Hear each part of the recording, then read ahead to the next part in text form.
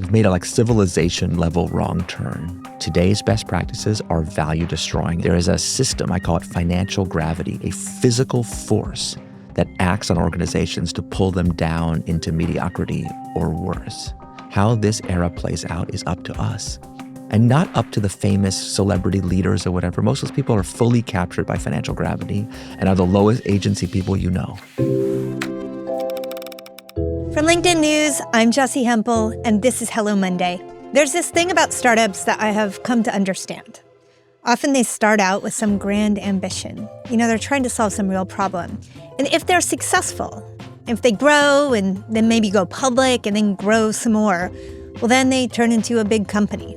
And then they often stray pretty far from whatever that mission was. So why does this happen?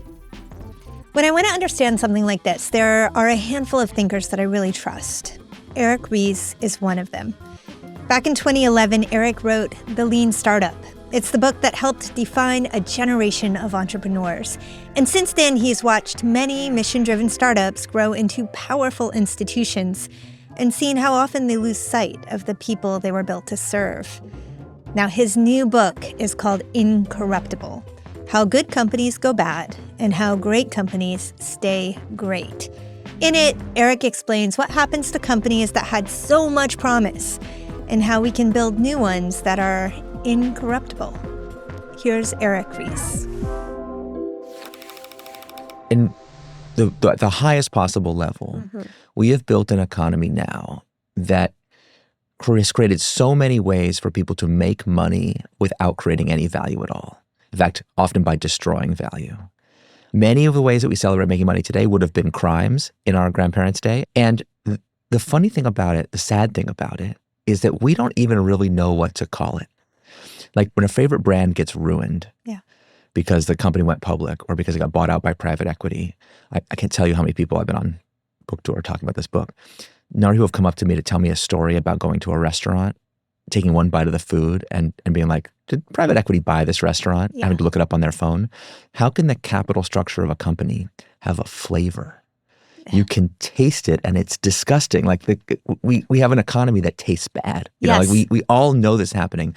Yes, and just to close the circle for anybody who is not as familiar as I am with the mechanisms of private equity, private equity manages to continue to give you something that looks the same, but take all the costs out of the middle, which also usually takes all of the flavor, all of the quality out of the product. We've built an economy where you can be rewarded for cutting costs and rarely ever held accountable for the downstream consequences to brand, to quality, to design, to health, to in the environment of those choices.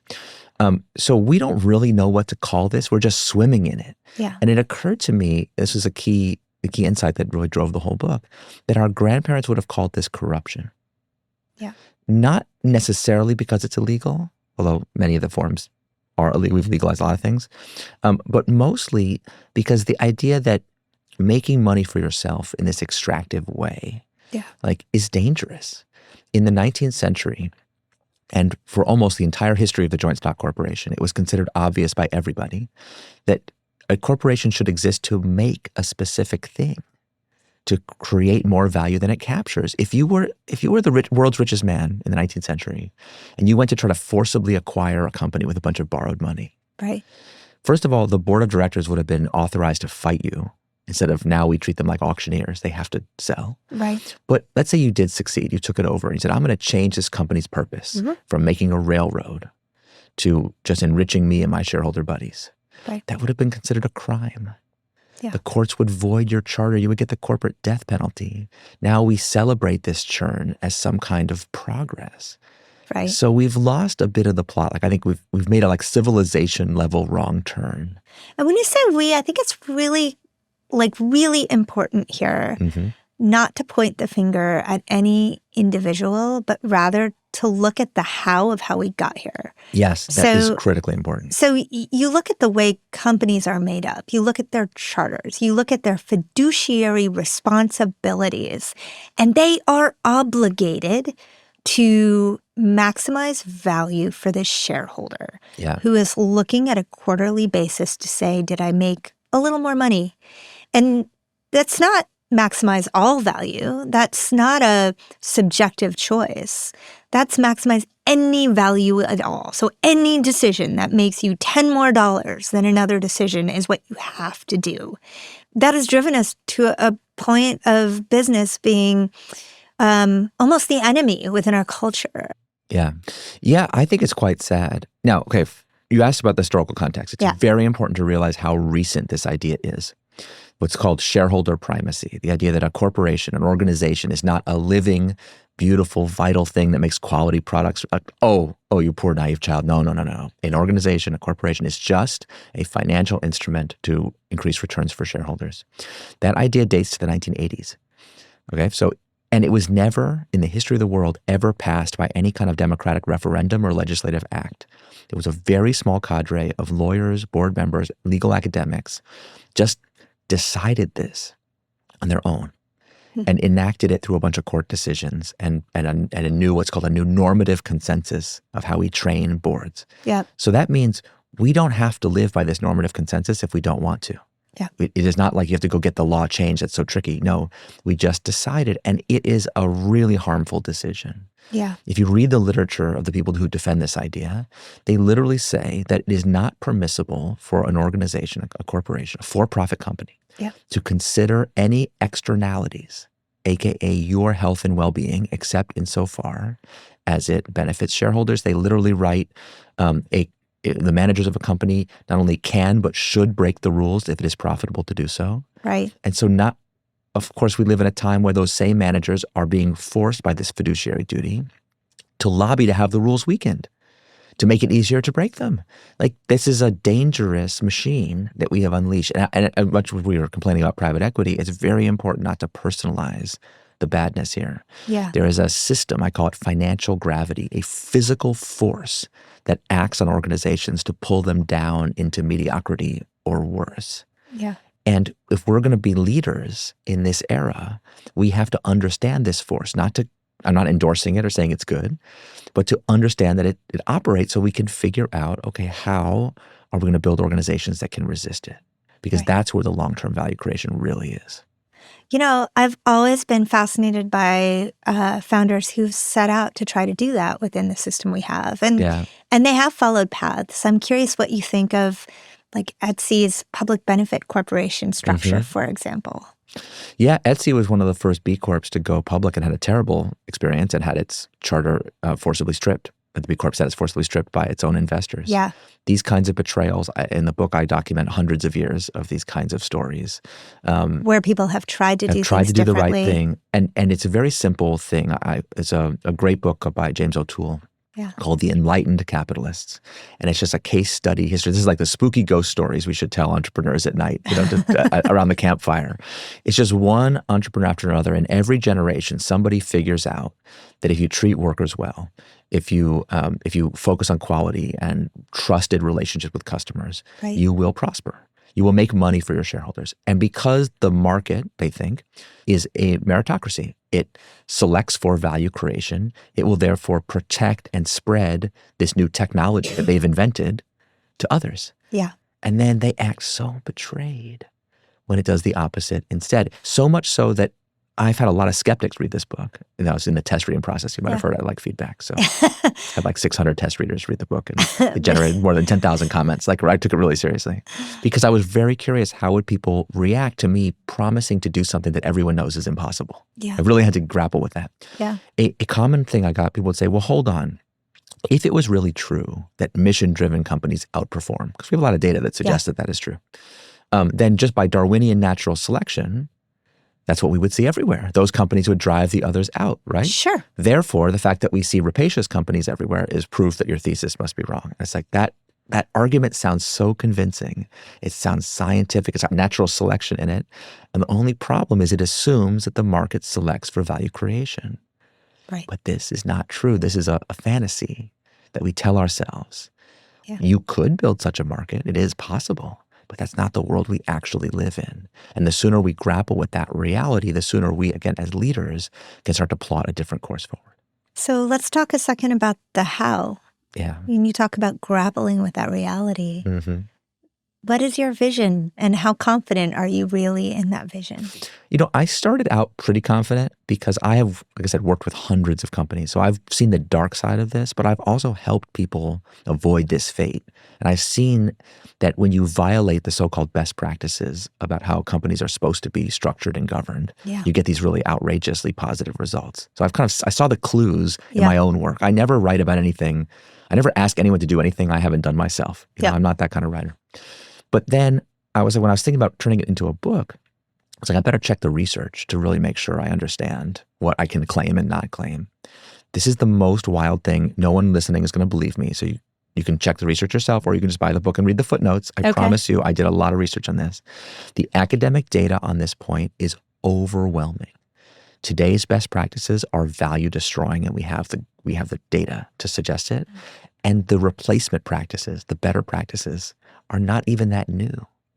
The German optics company Zeiss, who makes most of the lenses in the world, they had this alternative governance structure in like 1887. Yeah.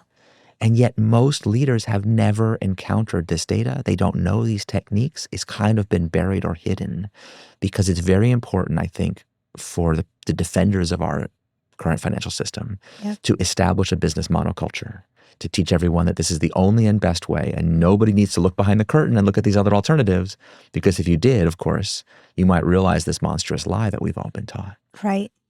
Is your perspective then that because we are in this great moment of disruption, we have an opportunity now? It couldn't be a more perfect opportunity.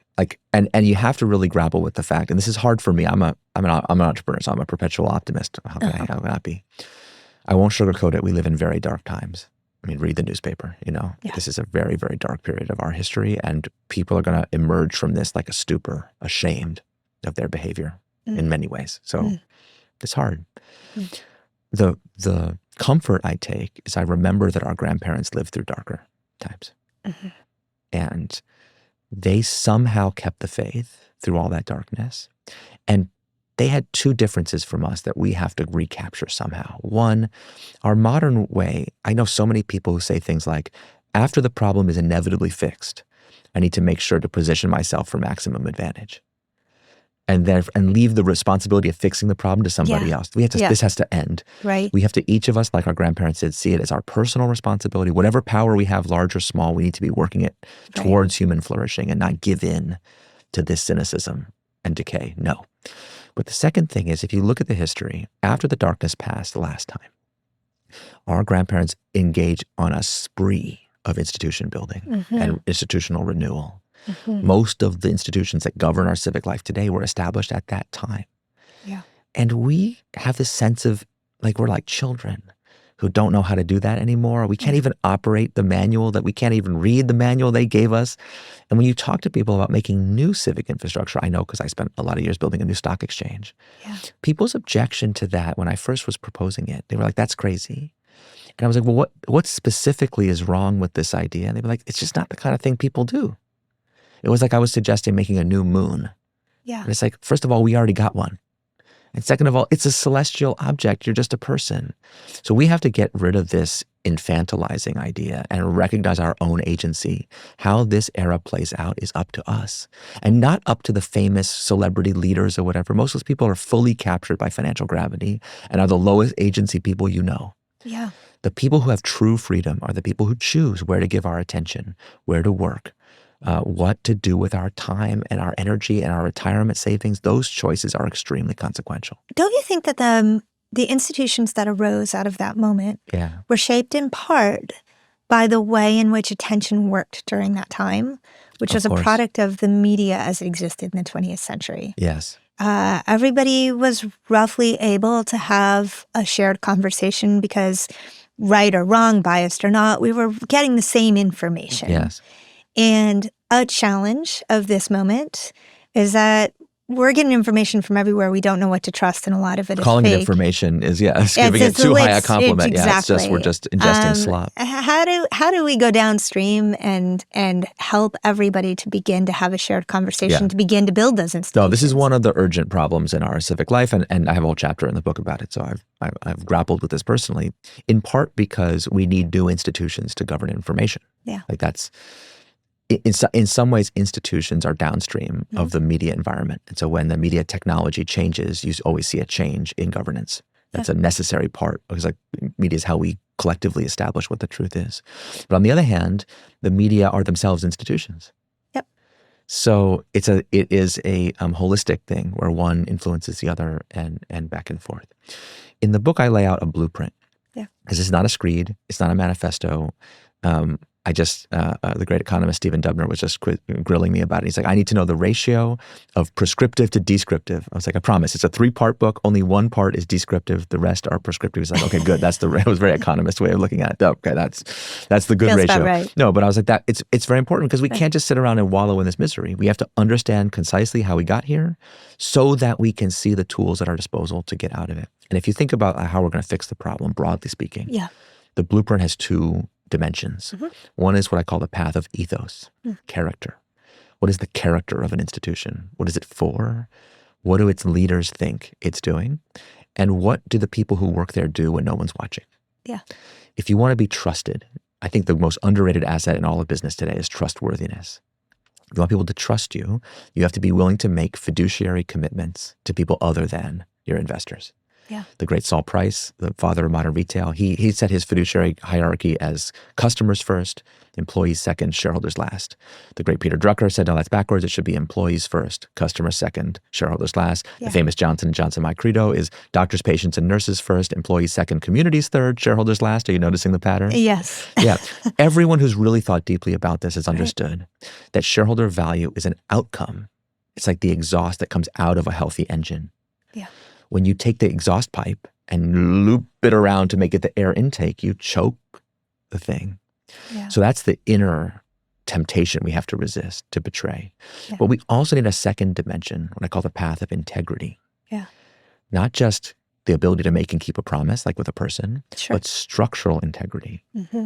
If you have a bridge that collapsed and you ask me to come diagnose it for you as an engineer, and I say, oh, Jessi, sorry, your bridge collapsed. And you say, well, why did it collapse?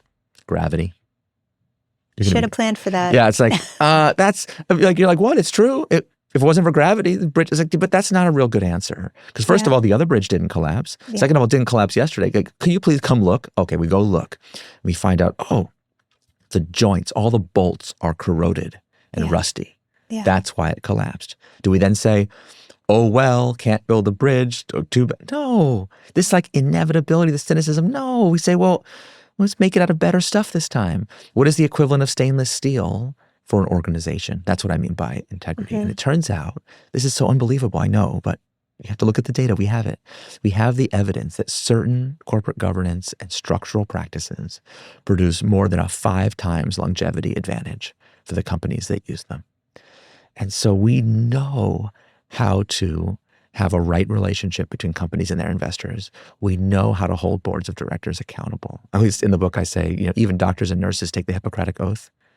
Why don't we have a director's oath? Can we have an ethical standard of behavior for directors that's at least as high as for nurses? I think we can. So I really want what are people to those understand. Structural, like what give me an example of something that like you mentioned it, that by far the easiest thing in the whole book is what's called the Public Benefit Corp filing. For those who, if anyone who's listening is at a Delaware C Corp right now, which you probably are, your leadership, or you, whoever it is, can file a piece of paper in Delaware. It's a 2-page legal form that restores the historical norm of this corporation has some purpose. Yeah. So I always tell people, if you work in a company that has a mission statement, but you go look in the legal charter, and the mission statement is like to move the innovation economy forward, as it was at Silicon Valley Bank. Yeah. But the actual legal charter said the Silicon Valley Bank Corporation is hereby incorporated to, and it's like a Mad Lib. There's a blank line, and we have taught everyone the best practice today is you fill in to pursue any lawful act or activity. Sit with this for a second. Any lawful act or activity. I always tell founders, call your lawyer. Ask them if that includes turning your customers into Soylent Green and eating them. And they're like, I'm going to call him, and he's going to say, no, obviously it doesn't. And they do call. And the lawyer always says, you never know what you might need to do. Maximum valuation comes from maximum optionality. Keep your options open. Leave that to the government. Right. And then you're like, well, how come no one trusts me? You won't even write in the charter that you won't eat me? Like, it's much better to write into the charter, this is what the company is actually designed to do. Anyway, it's called the Public Benefit Corp, PBC. It's not the little B with a circle in it. That's something different. That's covered also in the book. Anyway, so like that's a very simple way to say we have a fiduciary commitment, not just to investors, but also to some other thing, to quality, to design, to this customer, to health, whatever you care. I'm not here to tell you what your values should be. Right. There. Well, traditional investors absolutely hate this model because they're like, well, you always have a back door if things aren't going great. I was just doing what I'm required to do in order to support my mission. And what you would say is that that's fine that the investors hate it, because if you are laddering your constituents appropriately, they are your last consideration. Yeah. And this is not anti-investor. Yeah. The data shows that companies that are structured this way make more money for their investors. So what we're asking investors to do is choose. Right.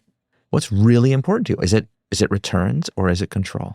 Well, is this only for public companies? Is this a discussion? No. This is you can make this filing in Delaware at the earliest possible moment. In fact, the most important question in the whole book is not what protections to enact, but when they should be enacted. The principle is called "It's always too early until it's too late." Because I have sat there.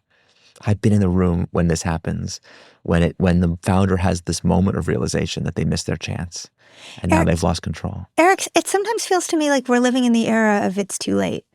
That we're like living in this moment where we are actively, and many people listening to this show are not the boss in their organization. They are trying to make it in organizations that are being actively remade by investors who want to see them move to AI native business models. Yeah. And it feels like we're living in the too late. I'm curious, like, how do we talk optimistically about starting new business in a moment where it actually feels like new businesses don't have room for people in the first place and they're actively sort of spitting out people? Oh, the glee with which these executives are like laying people off. I've never seen anything like it, and it makes me physically sick. Yeah. If you hated your people so much, why did you hire them?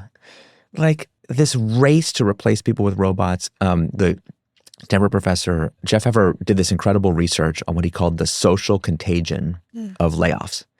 Once this starts, like when Jack Dorsey did that big layoff at Block, I can't remember the data now. I think the stock went up so much from him announcing this AI-driven layoff that he made like $2 billion that day. Yeah. So you think all these executives didn't notice that the street is rewarding people who make layoffs and pretend it's about AI. Right. Great. Okay. But like, this is not about value creation. I personally think it's just disgusting. And the way you know that it's not real is that if they really thought that AI was going to give them this massive productivity benefit, they would be racing to use it to grow faster, to take market share from their competitors, to dominate their industry. And instead, they're using it only for layoffs. We have built an economy that rewards cost cutting, but without holding the people who do the cost cutting accountable. The same thing is going on here. The good news is these companies are committing slow motion suicide. Yeah. Because AI is not a very good substitute for human creativity. Mm-hmm. What it is good for is an amplifier of human creativity. So I think that the next generation of these tools, a lot of the tools now are being built by Instagram people, like for dopamine hits and for addiction, what's called dark flow. Yeah. I'm convinced that a lot of these tools, when you put people in an MRI machine, are going to look the same as it looks like when someone's playing a slot machine. Yeah. It's like next. And slowly as you build, the AI is reshaping what your vision was for the thing itself. And you wind up building slop, even though you think, you look at the early research on it, people using these machines, these are like Dunning-Kruger machines. They're factories of creating people who think the outcomes that they're creating are better than they actually are. Yeah. So you have all these CEOs racing around, spending all their time talking to the AI instead of talking to human beings, and they are deluding themselves about how smart they themselves are because the thing is sycophantic. So this is going to be bad. We're going to go through there's going to be a ridiculous period. There's going to be a financial bubble. It will collapse. Like bad stuff is coming. Yeah. In the long run, I'm actually very optimistic. First of all, the people being laid off are being given an opportunity to start over.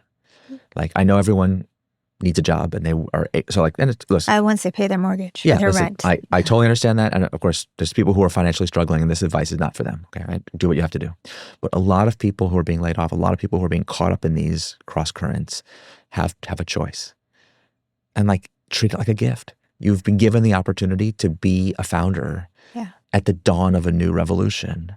And you get to watch what all the mistakes the leaders are making. Mm-hmm. So you get to benefit from all that learning for free. So I think a huge wave of productivity is going to come out of people who've been displaced by this technology, figuring out how to use it for their own ends. And in particular, because trust is such a valuable resource, the people who use this technology but harness it not to dopamine and to addiction and to whatever, but harness it to human flourishing. Those are the vendors that people are going to want to trust. Those are the companies that are going to build that loyalty with employees and with customers. So I think there's a lot of possibilities swirling around now. Again, although it is a dark moment, good things can come out of it. Thank you. That was beautiful. Thank you so much, Eric. You brought me back to a place where I could believe in the future again. That was best-selling author Eric Ries. His latest book, Incorruptible, How Good Companies Go Bad and How Great Companies Stay Great, is available wherever books are sold. I hope you check it out and let me know what you think. I'm Jessi Hempel, and this is Hello Monday. Thanks for joining us. I'll see you next week. Hello Monday is a production of LinkedIn News. The show is produced by Ava Ahmedbegi and Rachel Karp. Sound design and engineering by Asaf Gidron. The show is mixed by Tim Boland. Our theme music was composed just for us by the mysterious Breakmaster Cylinder. Michaela Greer is a friend of the show forever, as is Victoria Taylor. Kyle Ranson-Walsh is editor-at-large of editorial graphics. Dave Pond is head of production and creative operations. Courtney Coop is head of original programming. Dan Roth is the editor-in-chief of LinkedIn. I'm Jessi Hempel. This is Hello Monday. See you next week.